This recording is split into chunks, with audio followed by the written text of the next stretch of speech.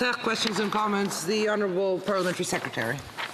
Well, first off, I'd like to thank the honourable member for raising the opioid issue. He has been tirelessly advocating for stronger federal, provincial, municipal, all action on that front, and I join him in that as we have lost too many people. And as for his daughter's volunteer work, I thank him as well.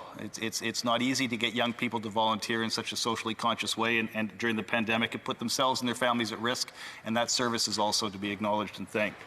I do, however, take issue with some of his statistics and some of his analysis of the throne speech. And I'd just like to ask him whether or not, when he says it's all words and no action, whether the $1 billion invested straight into municipalities to acquire and secure housing for the most vulnerable this week, ahead of the throne speech, and then to commit to the end of chronic homelessness right across the country, if that does not also address and, of course, include veterans.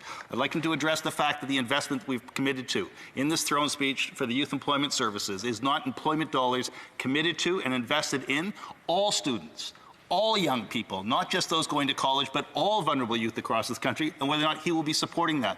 And then finally, on the childcare issue, I was a reporter here. We are 6 weeks away from a national childcare strategy being locked in for 10 solid years with the provincial commitments right across the country from coast to coast to coast. And your party chose to defeat that government 6 weeks ahead of those dollars being locked in, and we lost 10 years of a national childcare policy. Will the party this time support a childcare strategy, or will they gamble another Conservative government to existence? Just a reminder that members should speak through the chair, please. The Honourable Member for Courtenay-Alberni. Speaker, a lot to unpack there. It'll take me another 10 minutes. If you'll grant it to me, I'm happy to respond. We're going to do everything we can to leverage, to get help to Canadians. We will be here to do that. And if this government responds with helping Canadians, we'll continue to work with that government. But, Madam Speaker, when he talks about affordable housing, I'll talk about how it's working for people in our communities.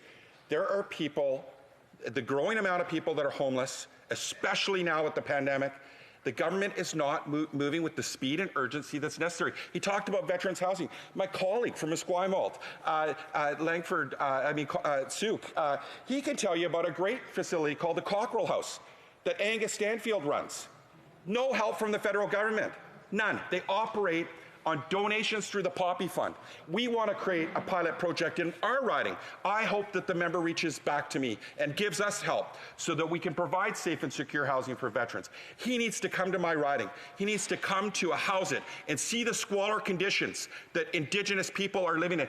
The people that he says is their most important relationship. Well, I'll tell you how that looks. Moldy, elders, children living in conditions that are third world conditions.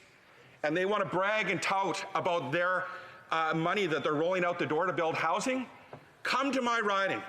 Meet the people on the street where there's nowhere to go, because that's what we're facing right now. And young people, they have apathy when they keep seeing a speech from the throne, from the same government, whether it be, I don't know why they didn't put electoral reform on their litany of unfulfilled promises. Why not? We know they're not going to do it, you know?